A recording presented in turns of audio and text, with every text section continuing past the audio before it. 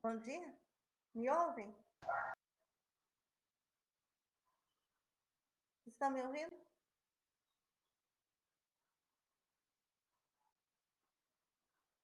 Sem áudio. Está sem som, professor. Atualiza aí, gente. Atualiza. Alguém está me ouvindo?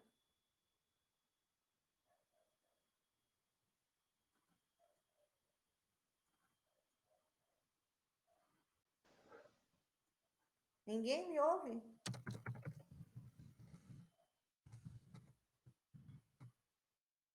Ó, o Henrique está conseguindo. Tá? Sempre atualiza.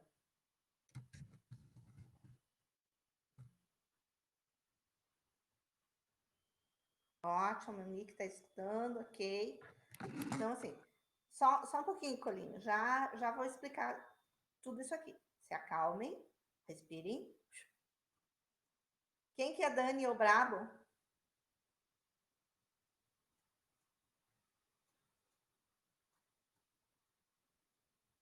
Ah, Daniel. Tá. Só que assim, vocês têm que lembrar que a forma com que vocês se inscrevem é a forma que vai para o relatório para o Tiago. Então, se você deixar como Daniel Bravo, vai como Daniel Bravo para o Tiago. Então, por isso que a gente pede para que coloquem os seus nomes. Não tem problema, a gente vai trabalhando aí sem, né? Nós vamos trabalhando, se acalma. Tudo bem? Espero que estejam todos bem, né? A gente tá. Atualiza, Matheus.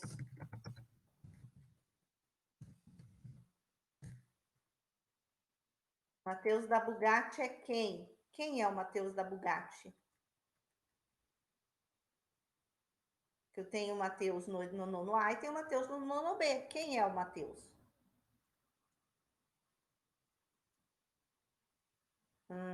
Quem é o Matheus da Bugatti? Qual Matheus? Do nono A ou do nono B?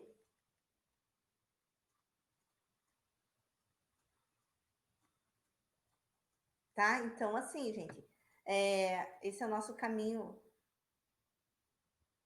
do Bugatti. O Bugatti é do A. Isso, gente, porque esse cuidado que vocês têm que ter, porque vamos imaginar que de repente algum pai peça o relatório da aula, né, de quem estava assistindo, de como que foi a participação, essas coisas assim. Aí aparece lá o nerd do Potter, sei lá, né? Quem é o nerd do Potter? Né? Então a gente tem que. Daí a gente vai, não, seu filho não participou da aula. Ah, mas o meu filho é o nerd do Potter. Tá, mas eu não sei quem é o nerd do Potter. Eu sei que o seu filho é o Joaquim da Silva. Não, a foto não tem problema, não, sabe? Só os nomes mesmo, porque quando a gente baixa o relatório aparece o nome que você se cadastrou ali, tá? Então, só por isso. Que bom que vocês estão aqui, né? Eu estava com saudadinha já de vocês. Tô com mais saudade, assim, de fazer bullying com vocês da sala, porque aqui eu não posso fazer muito bullying, porque fica muito gravado, né? E daí, mas lá na sala eu podia fazer bastante. Mas fazer o quê, né? Vamos indo. Eu sei que vocês já tiveram várias aulas durante essa semana, né? Que vocês já começaram na segunda-feira, aquela coisa toda assim, e eu sou uma das últimas com a qual vocês têm aula. Mas, e que os professores já colocaram as trilhas semanais para vocês, já devem ter explicado o que são as trilhas. Então, mas eu gostaria de eu falar também um pouquinho sobre isso, né? Eu gosto sempre de dar a minha versão e a minha explicação sobre os fatos, né? Fica bem melhor mesmo, né? Durante a semana que vocês estavam em férias, né? Nós professores estávamos reunidos tentando discutir e encontrar um caminho melhor para levar vocês, né? Aonde a gente quer que vocês cheguem, especialmente o nono ano e o terceiro ano, que são transições, né? Então a gente precisava encontrar algo. E aí, né, o Thiago, como bom estudioso que é, ele sugeriu as trilhas para nós. E eu confesso que no primeiro momento falei, cara, vai ser muito difícil isso, né? Mas quando começamos a fazer, eu falei, ficou bom, gostei disso muito, né? E eu não coloquei a minha trilha ainda, a trilha dessa semana que está terminando hoje, eu não coloquei na Iônica, porque eu queria fazer a primeira trilha com vocês, né? Então, esse era o objetivo, fazer a primeira trilha com vocês, a aula ser bem participativa, por isso que eu falei ali que hoje a aula é participativa. Nós vamos conversando sobre o assunto, conversando sobre os passos da trilha. Vocês vão me dando as respostas, eu destravei.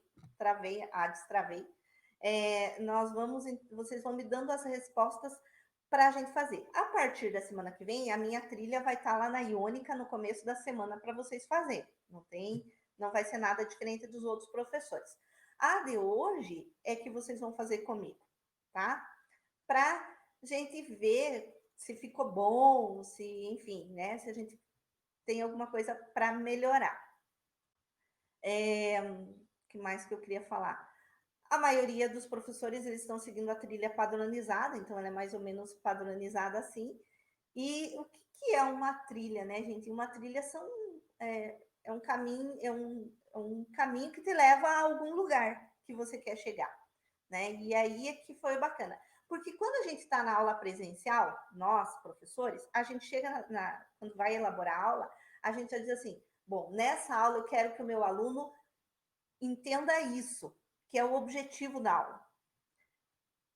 E a gente na sala de aula você repete inúmeras vezes aquele conceito para que o aluno se aproprie daquele conceito e fica fácil de você saber quem se apropriou e de quem não se apropriou na aula presencial.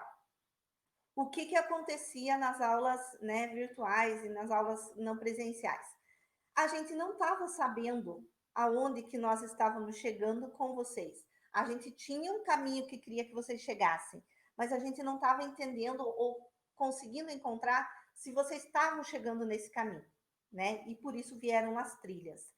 E eu achei, como diz a Elo, assim, bem melhor com as trilhas, porque uma trilha você só pode ir para o passo 2 se você cumprir o passo 1. É tipo videogame. Você só pode ir para a próxima fase se você cumprir a fase que você estava ali, né? Porque se você não cumprir, você não consegue entender a dinâmica da próxima fase. A trilha é a mesma coisa, né? No passo 1, ele vai te dar uma dinâmica para você entender o passo 2. E assim para frente. Esse que é o interessante para nós, tá? Então, os microfones estão liberados, né? Desmute eles, caso vocês queiram falar. Ainda bem que existe RPG de ação. Não sei do que você está falando, mas tudo bem. O meu não tem mais como aumentar o volume. Ele já está no último volume aqui, tá? Eu não sei. E depende muito Oi, de professora. aparelho, para aparelho. Que tem alguns alunos que dizem que fica bom, outros não tão bom assim. Então, não sei. Tá. O RPG que não precisa fazer as fases para ir para a próxima. E, Rickley, mas no nosso caso aqui, no nosso videogame virtual, não tem. Tem que fazer as fases para poder ir para frente.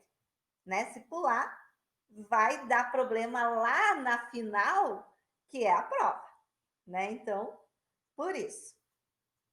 Ok, então vamos continuar.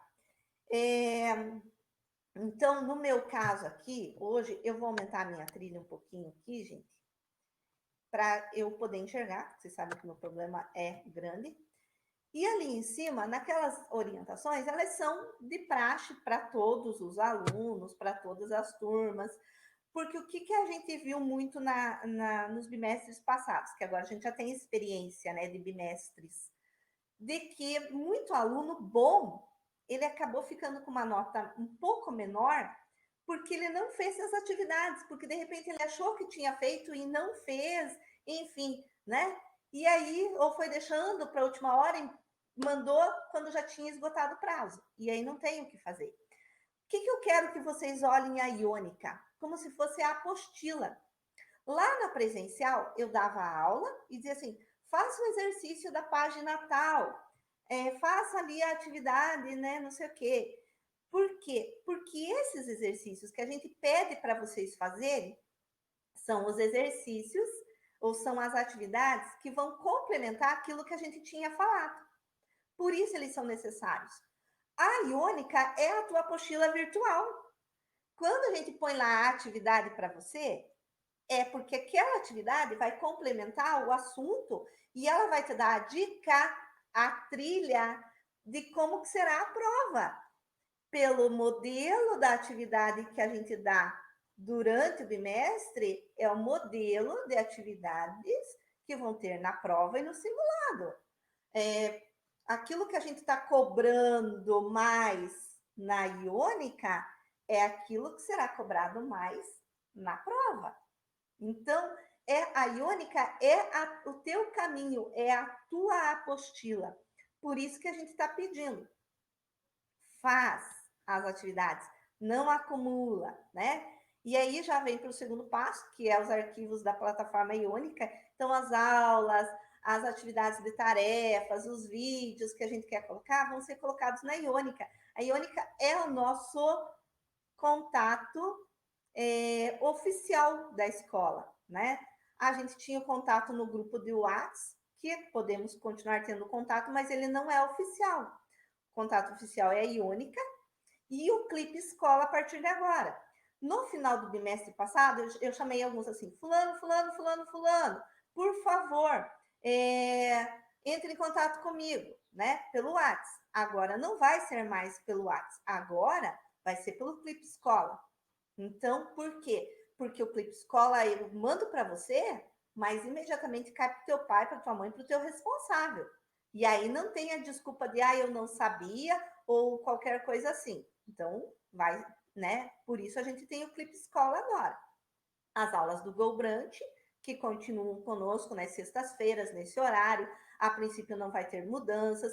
Tem as aulas do YouTube, que a gente vai lá na escola e grava para vocês, assim, né? De uma forma bem sucinta o assunto. E aí você vai lá, grava, e você vem para o Go Brunch e esmiuça aquela aula que a gente jogou no YouTube, né?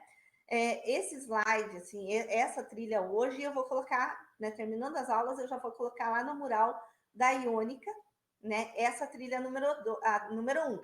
A partir das próximas, elas vão estar no planejador, tá? Mas essa aqui vai estar no mural para vocês fazerem, né? Na verdade, não é para vocês fazerem, porque vocês já vão estar fazendo comigo. É para aquele que não conseguiu fazer comigo, fazer depois, ou porque não deu tempo, enfim, qualquer coisa assim, tá? Mas essa aqui nós vamos fazer juntos, né? Qual é o caminho que eu quero que vocês encontrem hoje, né? Nessa aula 1. Identificar e discutir o papel do trabalhismo como força política, social e cultural no Brasil em diferentes escalas, nacional, regional, cidade, comunidade. Bom, gente, quem é o pai dos pobres? Já ouviu falar do pai dos pobres? Né? Lembre, microfone aberto ou chat. E agora vocês vão conversar comigo. O Arthur colocou lá, Vargas.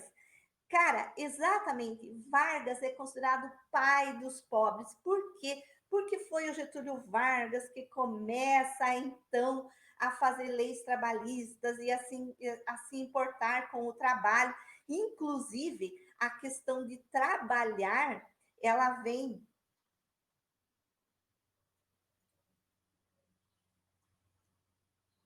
Não, só para ler, né? Quando eu coloco lá, né, leia. Quando eu for fazer resumo, eu coloco, faça um resumo no seu caderno, tá? Nesse caso, só para ler lá as atividades que eu coloquei na Iônica, beleza? Então, olha lá. Voltando assim, então Vargas, ele começa então a dar importância ao trabalhismo. Tanto que foi a partir de Vargas que as pessoas que não trabalham, elas acabam se sentindo fora dos padrões normais. Até, né, lá na Grécia, por exemplo, trabalhar era uma coisa para escravo. Trabalhar, a elite não trabalhava, porque a elite tinha que pensar, discutir ideias, e a questão de se trabalhar não dá tempo de se discutir ideias, tá? E aí é que é o importante da gente saber que a partir de Vargas aqui no Brasil, a importância de se ter uma carteira assinada, né? Ela vai fazer com que a pessoa se sinta dentro dessa sociedade constituída.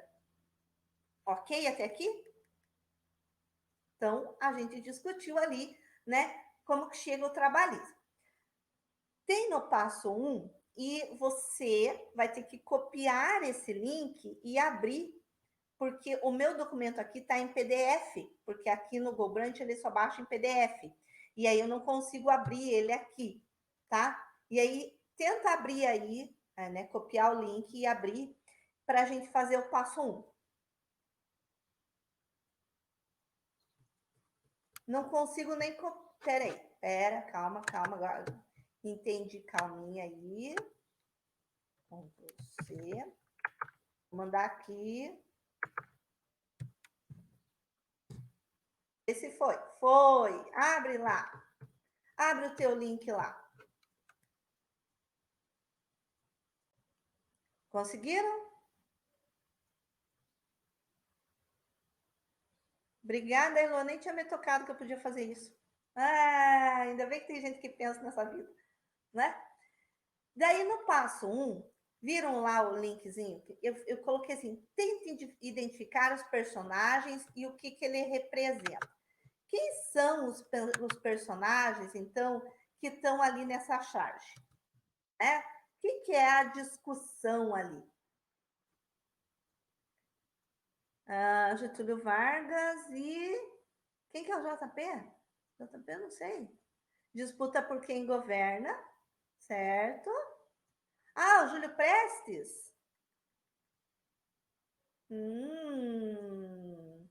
Tá.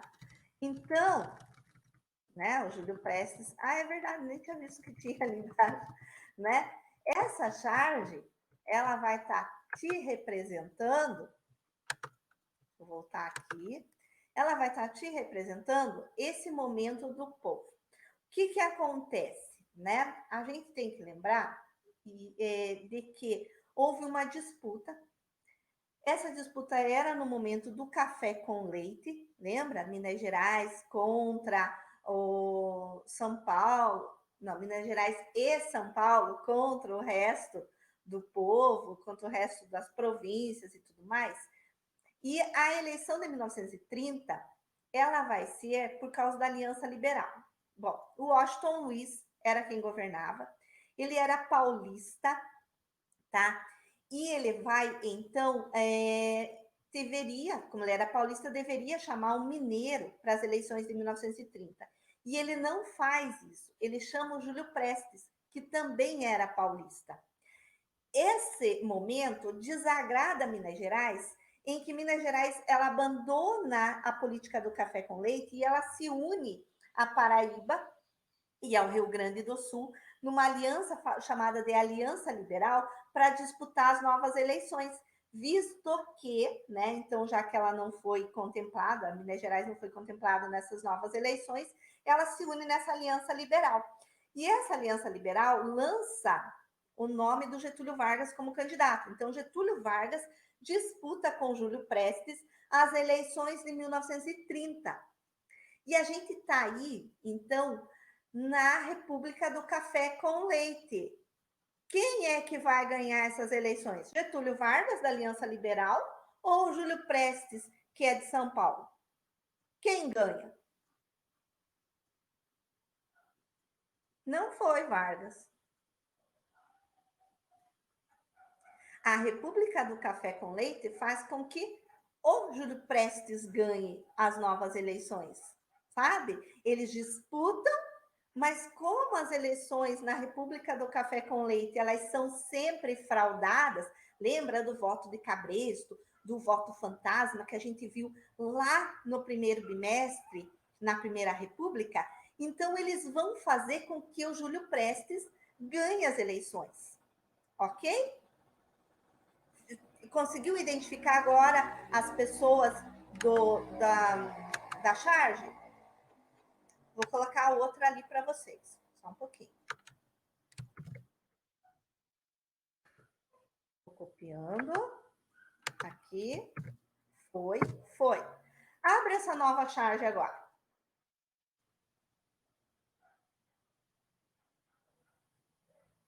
O que vocês identificaram nessa nova charge?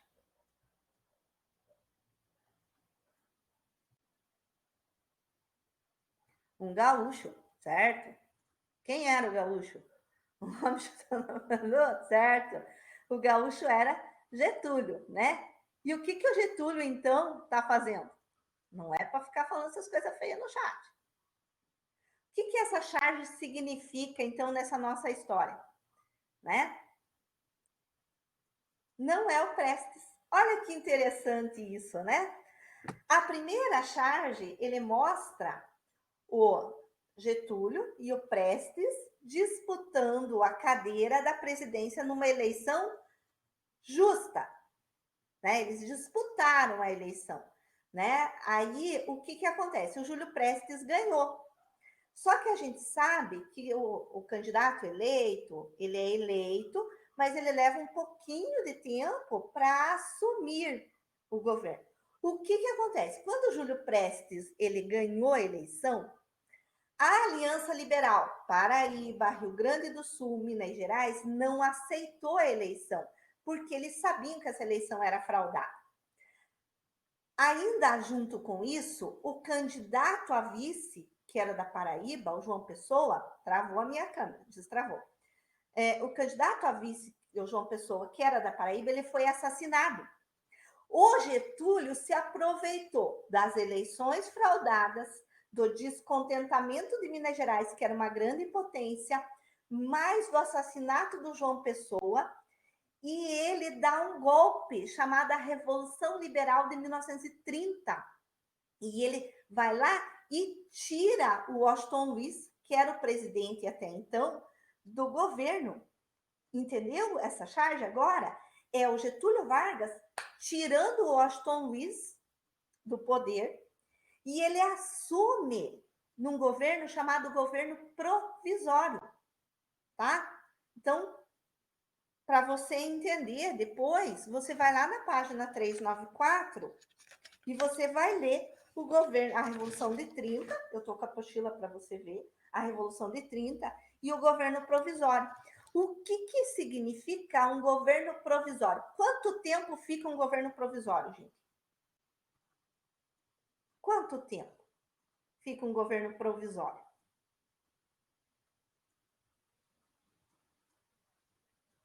Até a próxima eleição? Podia ser, né?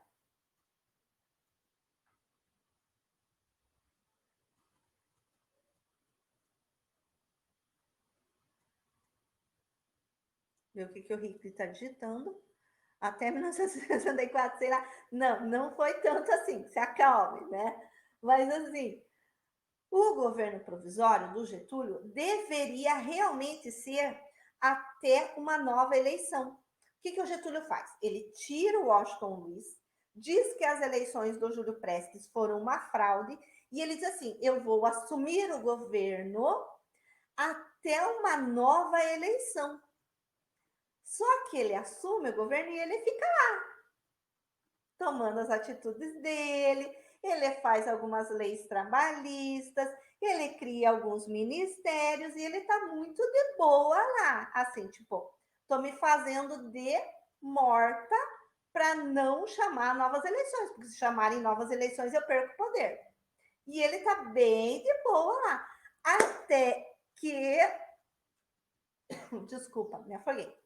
Até que São Paulo resolve fazer uma revolução. Por que São Paulo... aquele vídeo desenhado sobre isso, né? Exatamente, tá? E a gente vai chegar no outro golpe que ele dá. E aí, gente, é assim, o São Paulo, ele resolve fazer uma revolução contra o Getúlio, por quê? Porque São Paulo tinha perdido as eleições lá, tinha perdido o poder com o Júlio Prestes. Ele não tinha conseguido assumir. Então, São Paulo queria voltar ao poder. E o Getúlio não fazia nenhuma eleição e tudo mais, e eles fazem uma revolução.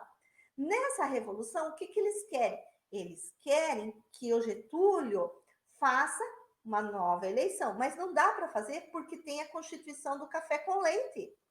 E na Constituição do café com leite, ela ia ser fraudada. Então, tinha que fazer uma nova lei, uma nova Constituição, para daí chamar as novas eleições.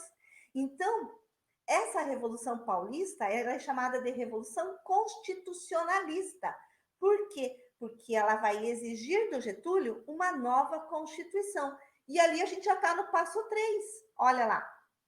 O que é uma Constituição? O que é uma Constituição?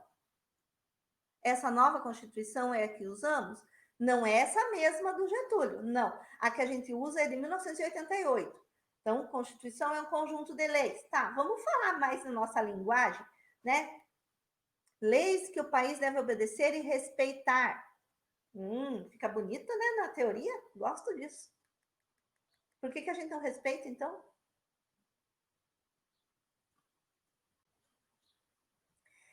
Na verdade, vocês estão certíssimos, né? O Brasil tem uma boa Constituição. E eu acho que a Constituição do Brasil é uma das melhores do mundo inteiro.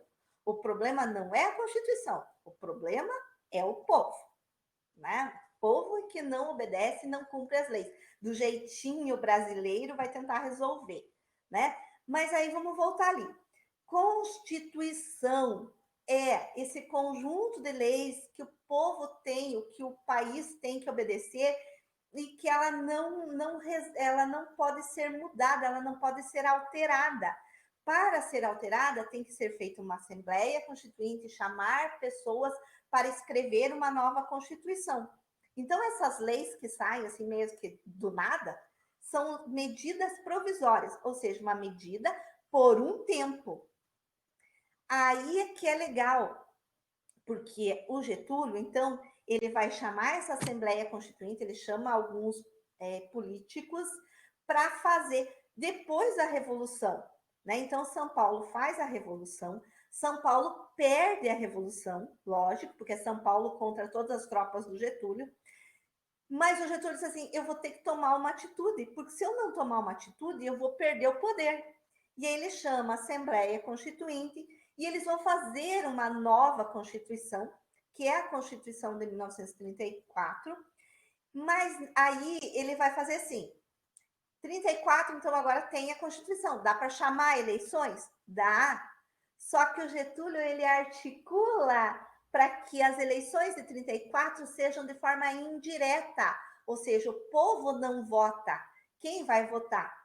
Os políticos. Para quê? Para que ele se mantenha no poder mais um pouquinho. Então, ele entrou em 30 como provisório e em 1934 ele foi eleito de uma forma indireta. Mas, e aí começa o governo constitucional do Getúlio, que você vai ver depois lá na página 397. E ele está lá governando, muito belo, bonito, formoso, né? Governando o Getúlio. E aí as eleições eram de 4 em 4 anos. Significa a 398, então beleza. Então, desculpa aí. Então errei lá. Aí depois vocês arrumam. Daí, então, Getúlio tinha que chamar as eleições de 4 em 4 anos. Isso significa que se ele foi eleito em 34, a próxima eleição seria em 38. Só que ele está sofrendo, e assim, como todo governo tem os seus partidários, as suas ideologias, que são a favor, que são contra, enfim, tudo isso aí. E o Getúlio, ele tinha 2 grupos ideológicos que estavam no momento do governo dele. A AIB, Ação Integralista Brasileira, e a ANL, Aliança Nacional Libertadora. A AIB era chamada camisas pardas, porque eles usavam uma camisa verde, e eles eram muito ligados ao nazifascismo, né? A gente tem que lembrar, então, assim, que em 1930 ali, a gente já está vivendo os regimes totalitários na Europa. E essa ideologia do regime totalitário, ela já chegou, então, aqui no Brasil com a AIB.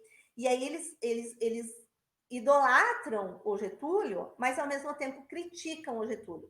Eles querem que o Getúlio seja um cara mais, um líder mais forte, que ele tome o poder, tanto que ele foi apoiado em 1930 pela AIB, ele tome o poder, mas eles querem uma liderança tão forte quanto o Hitler, né?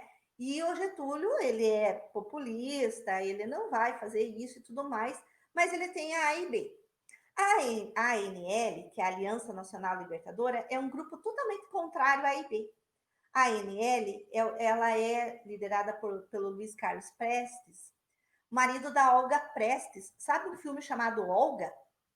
Que ela era judia, que ela veio aqui para o Brasil, que ela se casou com o Luiz Carlos Prestes, e aí ela vai ser presa, e enfim, né?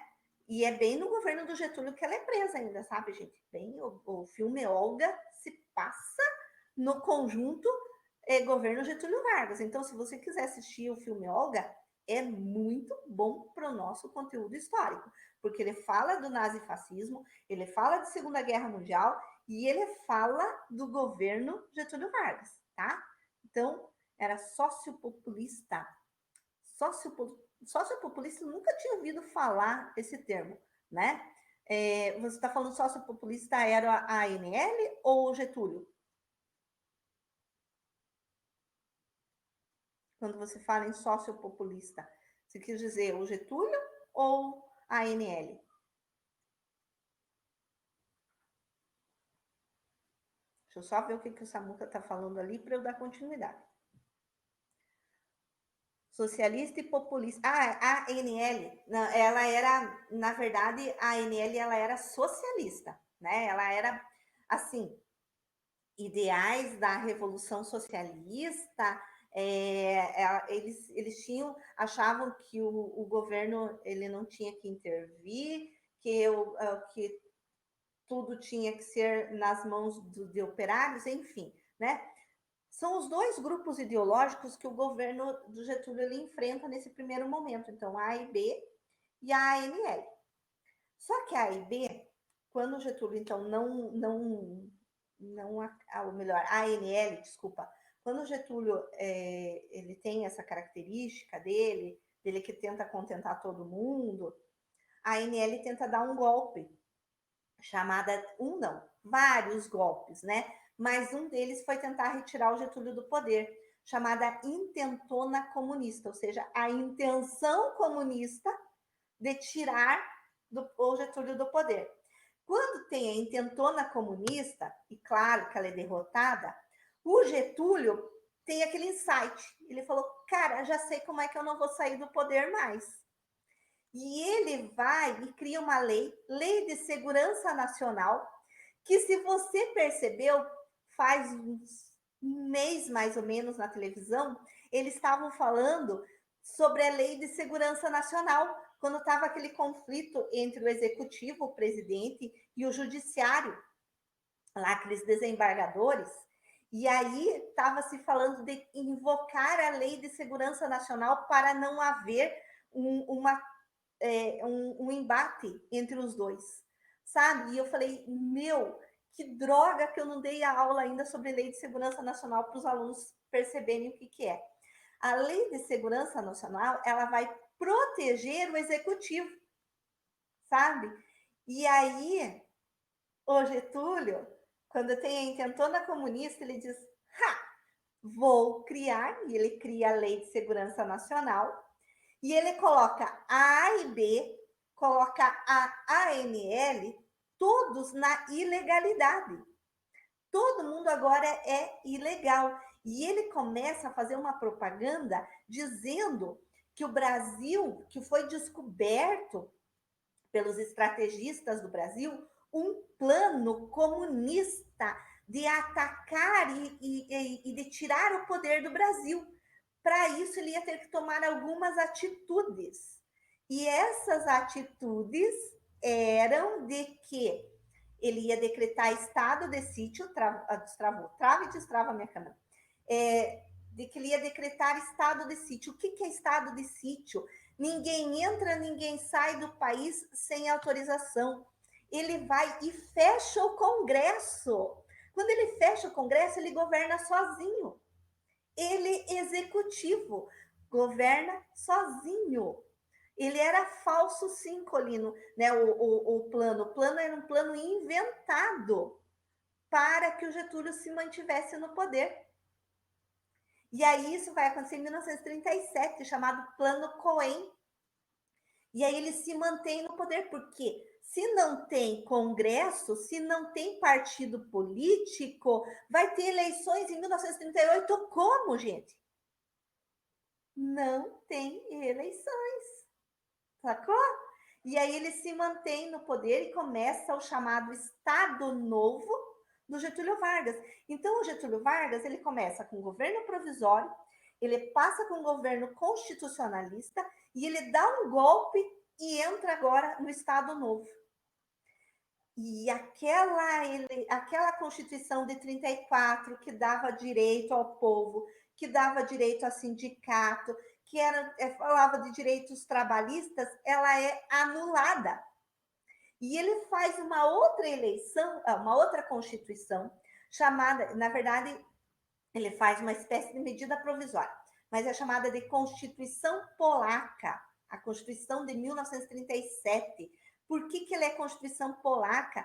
Porque ela é uma Constituição baseada no fascismo, onde não se pode ter greves, não se pode ter manifestações, tem censura. Ele cria o DIP, que é o Departamento de Imprensa e Propaganda, sabe? Esse Departamento de Imprensa e Propaganda, ele fiscalizava jornais, revistas, rádio, todo tipo, e ele se baseava, então, na propaganda, igualzinho o Hitler fazia lá na Alemanha, ele se baseava na propaganda para poder, então, se manter no poder. O cara, assim, eu sou fã dele nessas. Eu não acho certo o que ele fez. Mas é o que vocês estão falando. O Matheus falou exatamente. O miserável era um gênio. Cara, ele tinha 1,55m, 57, um pouquinho maior do que eu, porque eu tenho 1,54. E ele era esse tipo de homem, sabe? Então, assim, não, como eu disse, eu não sou fã do que ele fez, mas eu sou fã da genialidade dele para se manter no poder, das estratégias que ele ia colocando para se manter no poder, né? Até, exatamente, gente. O Getúlio, ele veio aqui para Ponta Grossa, no Estado Novo, ele veio para Ponta Grossa. Sabe a praça na frente do Regente? Ali na praça, na frente da loja 100, ele tinha tipo era um adendo da praça, tinha um espacinho assim. E ali tinha um relógio bem grandão. E tem uma foto do Getúlio, que está lá no Museu Campos Gerais, na frente daquele relógio com toda a sua comissão. E aí dizem as más línguas pontagrossenses de que o Getúlio chegou numa daquelas lojas do Calçadão e ele entrou numa das lojas e ele comprou cobertores, ele comprou algumas coisas lá, né, para os seus partidários, para os seus soldados. Não foi no queima, mas assim, numa loja assim. E aí ele comprou nessa loja, né? E a pessoa ficou lá super feliz porque estava vendendo para o governo do Brasil e né? E foi lá fazer a notinha. Quando chegou com a notinha para o Getúlio pagar, ele olhou para o dono da loja e disse assim: tudo pelo Brasil. E não pagou, né? A família que é herdeira dessa loja ainda mora aqui em Ponta Grossa e eles são assim, eles têm horror de falar do Getúlio Vargas por causa dessa situação. Se ela realmente aconteceu ou se ela é uma história de Ponta Grossa, não sei. Mas é interessante para a gente saber, né? E a gente sabe que ele teve aqui em Ponta Grossa porque tem essa foto aqui. Mas é uma curiosidade sobre o Getúlio, certo? Estão gostando? Getúlio é legal de falar, né? Eu gosto assim. Agora, eu falei que eu vou chegar no, né? Tipo assim, teve um governador, que eu não vou dizer o nome, que ele disse assim, que os professores têm que trabalhar por amor. E aí eu falei que eu vou chegar no mercado, vou passar minhas compras, e aí eu vou dar um abraço na caixa e vou dizer assim, olha, tudo por amor. E eu vou sair, porque se eu tenho que trabalhar por amor, eu pago por amor também. Ai, ai, ai. É mais ou menos assim, eu sou presidente, logo eu não preciso pagar, você tem que me agradar e ponto final, né? Lembre que ele tinha a postura do Hitler. né? Então, assim, é interessante. Você pensava que ele era prefeito de Ponta Grossa? Não, não, ele não era nunca foi prefeito de Ponta Grossa. Mas a gente tem a Praça Getúlio Vargas, que é a Praça do Zucão, que tem o busto dele. Essa questão de busto do Getúlio, ela era colocada em, assim, 98, 99% das praças, né? Nas escolas tinha o retrato dele nas salas de aula, para poder as pessoas lembrarem do quanto ele é bom, né? Ele tem as suas bondades, né? Tudo bem? Tudo certo? Tá. E aí a gente tem, então, né? Você vai depois ler a apostila. Na verdade, eu já pedi para você ler essa apostila aqui, esse capítulo lá pela Iônica, você já deveria estar com ela lidinha, né? Mas se não leu, você vai ler agora para tomar as suas decisões ou para tirar suas dúvidas a partir de agora. Aí, você veja lá que a gente já viu o passo 1, que é a disputa entre ele e o Júlio Prestes. A gente já viu o passo 2, que foi o golpe que ele dá em 1930. E deixa eu contar para vocês, o Exército 13 Bibi foi para São Paulo em 1932 para defender Getúlio Vargas também, né? Então, a gente tem uma participação pontagrossense bem grande no governo Getúlio Vargas, tá? A gente já viu o passo 3, então essa questão da Revolução Constitucionalista e do governo do Getúlio. E aí, no passo 4, eu vou trazer aqui só um pouquinho essa última charge para você. Espera aí.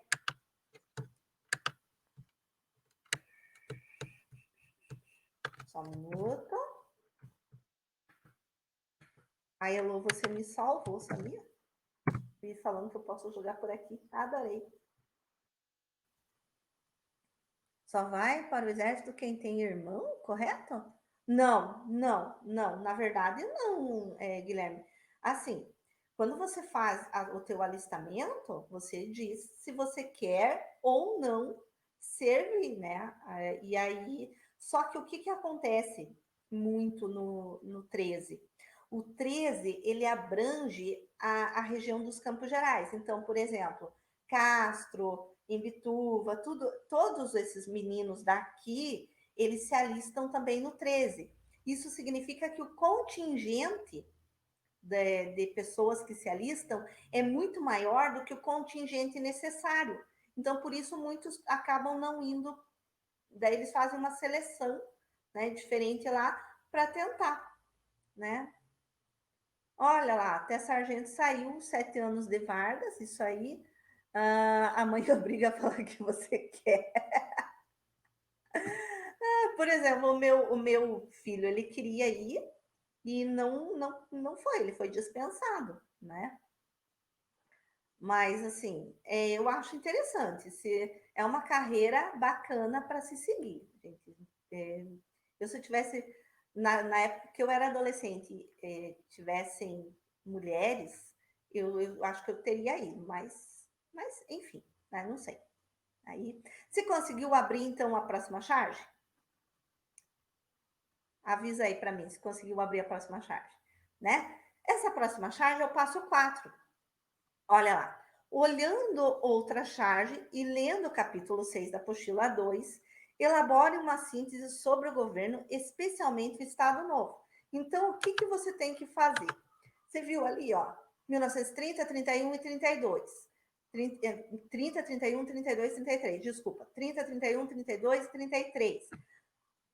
O que aconteceu nesse momento do governo Vargas, a partir de 30? Como que ele sobe ao poder? O que aconteceu em 32, que é a Revolução Constitucionalista, né? 33, em que ele vai assumir a partir de 34 pelo governo constitucional. Aí 34, 35, 36, 37. O que acontece em 1937? Que é o Estado Novo, o Plano Cohen, o golpe comunista, né? Isso você vai fazer no teu caderno. E se você prestou atenção na aula agora, você vai conseguir fazer, provavelmente, sem precisar copiar nenhuma frase da apostila. né? Porque você vai voltando os passos. Volte no passo 1. O passo 1 é 1930, né? Como que vai acontecer? Passo 2 ali, como que vai acontecer para ele chegar ao poder? Passo 3 é 1932, a Revolução Constitucionalista, certo? Então, você consegue entender e talvez fazer sem precisar copiar. Porque o que eu quero com esse resumo? Você não precisa me mandar, tá, gente? Esse resumo é para ficar no teu caderno, para ver se você entendeu. O objetivo da nossa aula é você entende como que aconteceram os processos do Getúlio Vargas, por que ele é chamado de populista, quais foram as atitudes dele, como que ele se manteve no poder. Esse é o objetivo. Quero saber, tá? Então que você me conte como, né? E por que ele é chamado pai dos pobres. Então é um resumo da aula de hoje, mas não precisa me mandar. Faz. Ah, então eu não vou fazer. Bom, tudo bem, você não faz, o problema de quem? Meu ou teu? Né? Daí é você que decide o que você quer fazer, porque é você que vai fazer prova. No caso nosso aqui, esse conteúdo é conteúdo de simulado, né? Então, você que vai fazer o simulado. Para mim, tá tudo certo. Se vocês tiverem dúvida, gente, coloca lá, né? Me chama pelo Clipe Escola. Agora as dúvidas podem ser chamadas. Porque às vezes vocês colocam na Iônica, e como eu falo, a Iônica eu acabo olhando só de manhã. E aí você coloca isso, eu só vou olhar lá. E às vezes a dúvida era para resolver. Manda pelo Clipe Escola. Tem dúvida? Escreve lá no recadinho para mim. E aí a gente tenta resolver com vocês, né? Pelo Clipe Escola é o nosso canal de comunicação, que antes era pelo WhatsApp, agora. E o Guilherme, para de falar bobagem, tá, seu moço? Qual o link desses novos sites? Que sites, Tamires? Não entendi. Isso. Você vai fazer um resumão no passo 4 da nossa aula, usando aquela charge ali, né? Para você ir lembrando das coisas, tá bom? Eu não sei qual link que você está falando.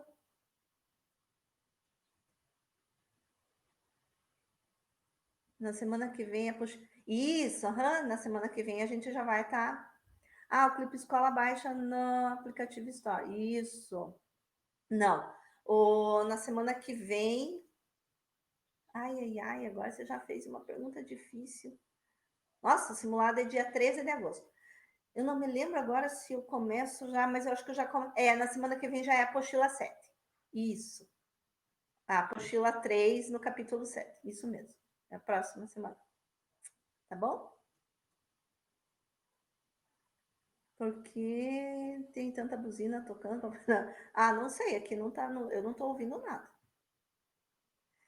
Tudo certo, então, meus amores? Nossa, nós fizemos 188 comentários hoje, 189, né? Pra gente, a aula fica mais interativa, assim. Eu gosto mais de quando vocês conversam comigo e que não me deixam sozinha, né? Tá bom? Qualquer coisa, estaremos aí para conversar com vocês e precisando resolver as nossas dúvidas. Certo, gente? Beijo, tchau, até semana que vem. Se cuidem também. Tchau, tchau.